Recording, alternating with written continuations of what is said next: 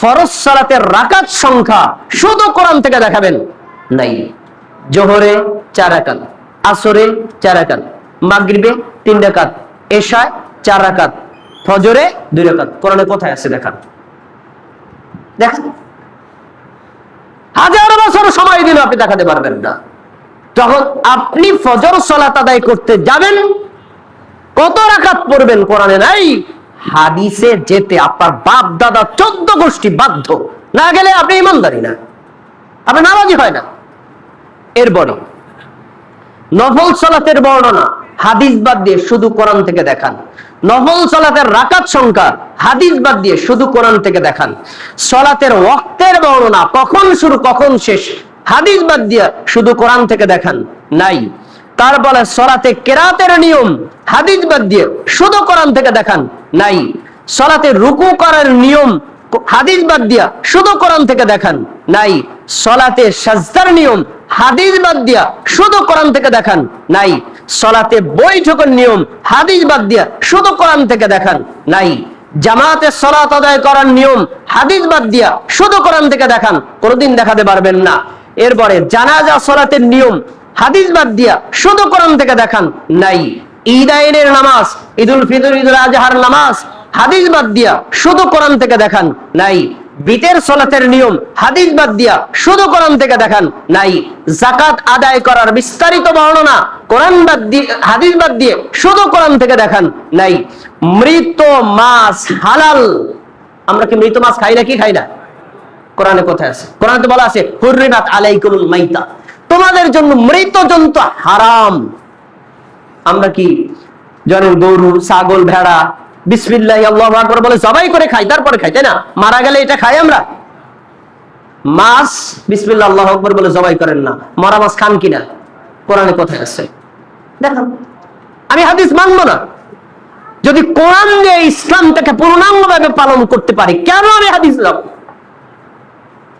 কিন্তু হাদিস বাদ দিয়ে কোরআন দিয়ে একজন মুসলিমের ইসলাম কখনোই পূর্ণাঙ্গভাবে পালন করা সম্ভব না। এগুলো তার দলিল।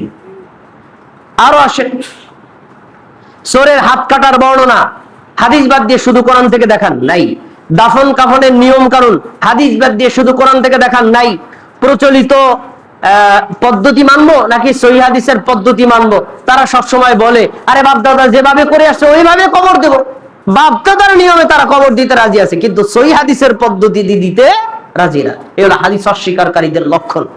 এই জন্য এই হাদিস অস্বীকারীদের ফিতনা থেকে আমাদের দূরে থাকতে হবে। বর্তমান বাংলাদেশে যারা হাদিস অস্বীকার করায় লিড দিচ্ছে, তাদের মধ্যে কয়েকজন ব্যক্তি, এই কোরআন রিসার্চ ফাউন্ডেশনের ডাক্তার মতিয়া রহমান, তার বই পড়া যাবে না, তার লেকচার শোনা যাবে না।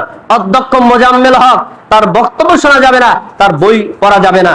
সজল লোশন আমেরিকা থেকে অনলাইনে বহু যুবককে গোমরা করেছে। সাবধান, এই ভ্রান্ত কাফেরের বক্তব্য শোনা যাবে না। এইভাবে মুরাদ বিন আমজাদ নামে একজন আলেম আছে, তার বক্তব্য শোনা যাবে না। মুতাজিলা, শিয়া, হিজবুত তাওহীদ এরা হলো আহলে কোরআনের সাথে সম্পৃক্ত রাখে, বহু হাদিসকে তারা অস্বীকার করে। তাদের থেকে দূরে থাকতে হবে। এদের থেকে দূরে না থাকলে আপনার ঈমান নষ্ট হয়ে যাবে। আসুন আমরা কোরআন এবং হাদিসকে মেনে চলি, ইসলাম পূর্ণাঙ্গভাবে পালন করি। কিন্তু তাদের 20 মাগাজা স্লোগান, তারা বলেন আসুন কোরআন দিয়ে জীবন গড়ি। কত চমৎকার কথা! আসুন কোরআন দিয়ে জীবন গড়ি। হাদিস বাদ দিয়ে কোরআন দিয়ে কখনোই জীবন গঠন করা সম্ভব না। ভাইয়ের আমার, হাদিস প্রয়োগ বিদ্যা, কোরআন সূত্রবিদ্যা। সূত্রবিদ্যা কখনোই প্রয়োগ বিদ্যা ছাড়া বাস্তবায়ন করা যায় না। এজন্য যারা হাদিস অস্বীকারী তাদেরকে দাঁড় করান, আর একজন নাস্তিককে দাঁড় করান, দুইজনের মধ্যে আপনি কোনো ডিস্টেন্স পাবেন না। দাঁড়িয়ে রাখার দরকার নেই, কোনো পোশাক আদির কোনো প্রয়োজন নাই, শুধু ইসলামের থিওরি গুলো মানলেই হবে, ব্যাস। এই হলো হাদিস অস্বীকারী। এই জন্য অনলাইনে যারা সরব, তারা দেখবেন প্রত্যেক হাদিস অস্বীকারীদের সাথে নাস্তিকদের চরম বন্ধুত্ব। কেন এত বন্ধুত্ব? কারণ বাংলাদেশের জনগণ ধর্ম পালন না করুক, ধার্মিক, ধর্মকে ভালোবাসে। ধর্মের বিরুদ্ধে তারা একটা কথাও রিসিভ করে না। নাস্তিকরা ইসলামের বিরুদ্ধে বহু বিষোদ্গার করে দেখেছে, মানুষকে নাস্তিক বানানো যায় না।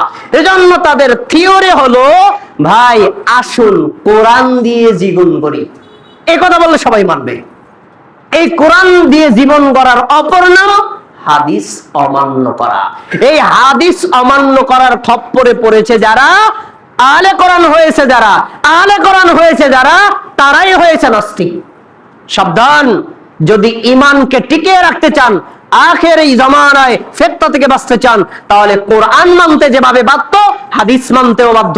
কোরআন এবং হাদিস দিয়ে ইসলাম পালন করা যায়।